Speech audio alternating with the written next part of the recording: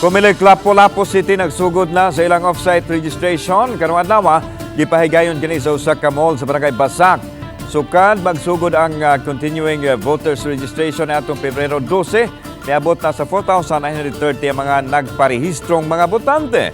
Samtang gipahibaw usab ni Attorney Anjanet Lamban ang election officers sa Kumilig Lapu-Lapu City nga di na kinahanglan pag muuli sa ilang tagsa-tagsa ka probinsya. Ang mga trabahante sa Lagbayan sa Lapu-Lapu aron lang magparehistro kay highly urbanized city ang Lapu-Lapu City.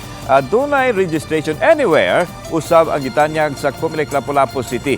Padadaan na lang unya og notice gikan sa Kumilig Central Office ang maong botante aron ipahibaw ang resulta sa iyang application sa voters registration. Is mudawat ni sa ilang application among i-forward sa intended gyud nga lugar diin adto sila mo botar.